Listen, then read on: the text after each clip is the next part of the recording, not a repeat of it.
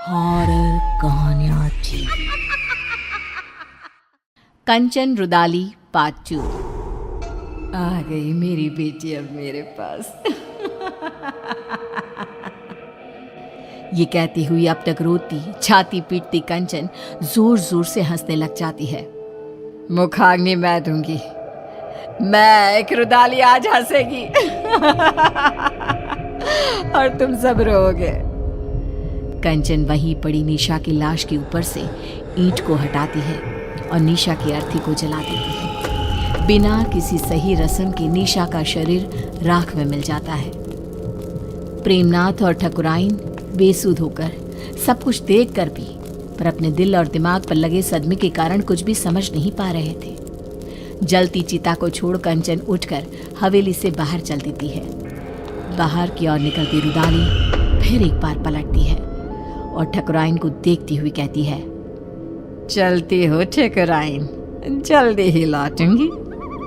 उसके बाहर कदम रखते ही पूरे गांव में मानो सैलाब उमड़ पड़ता है। बारिश तूफान रुकने का नाम ही नहीं लेते। चारों तरफ त्राहिमाम की स्थिति बन जाती है।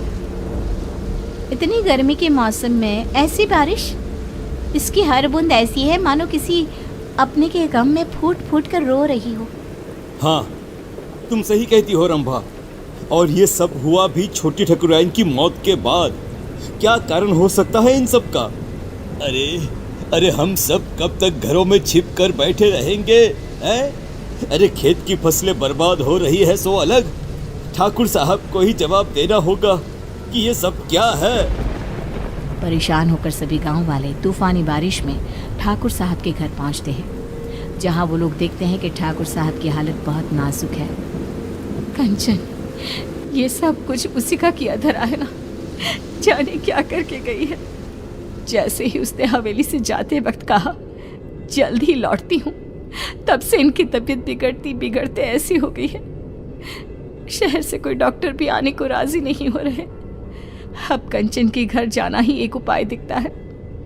तभी ठाकुर साहब जोर जोर से चीखने लग जाते हैं, नहीं, मुझे प्रेत लोग नहीं जाना। अरे ठकुराइन, देखना ये तेरी बेटी को क्या हो गया है। मुझे साथ ले जाएगी ऐसा कह रही है। ये क्या कह रहे हैं आप? यहाँ पर कोई नहीं है। अजी निशा क्यों ले जाएगी आपको? ऐसा कुछ नहीं होगा जी। अरे गट्टू, तू भी आ गया। देख रही हो ना ठकुराइन, तुम्हारी बगिया संभालने वाला गट्टू आज तेरी बगिया उजाड़ने आया है। ये तो बहुत बुरा संकेत है ठकुराइन। ठाकुर साहब को सब मरे हुए लोग दिख रहे हैं। अरे जिस दिन हमारी निशा मरी थी उसी रात गट्टू भी मरा था। मरे हुए पति को छोड़ फिर भी कंचन ठाकुर साहब की बेटी को रोने आ गई। अजीब सा नहीं लगा सुनकर? क्या वो रुदाली गट्टू की पत्नी है? ये सब क्यों हो रहा है? इसका जवाब बस वही दे पाएगी। हाँ ठकुराइन, और हमें एक बच्चा होगा, ये सपना भी गट्टू की पत्नी को ही आया था, जबकि हमारे वंश को तो श्राप था, श्राप। तेज बारिश में सभी भीगते भीगते रुदाली की कुटिया के बाहर पहुंचते हैं। तेज बारिश में बाहर औरतें काले कपड़े में अपने बालों को खोले अपने घुटनों पर बैठी जोर जोर से अपना सर घुमा रही थी। आएगा आएगा गया रे गया रे, आएगा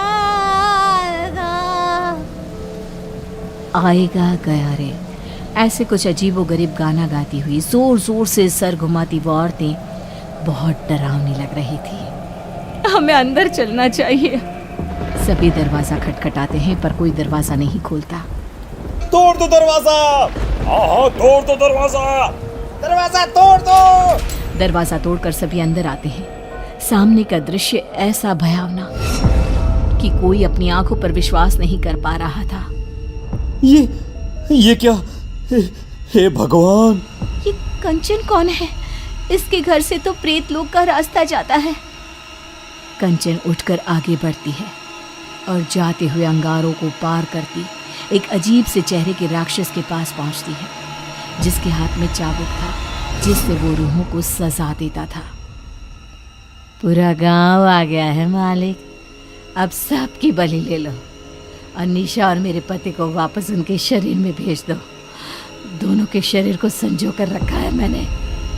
ये निशा बिटिया का शरीर तो सबने जलते हुए देखा है, तो रुदाली के पास शरीर कैसे है? ये क्या राज है? रुदाली गट्टू और निशा के शरीर को सबके सामने रखती है और कहती है, निशा मेरी बेटी थी, मेरी इकलौती बच्ची,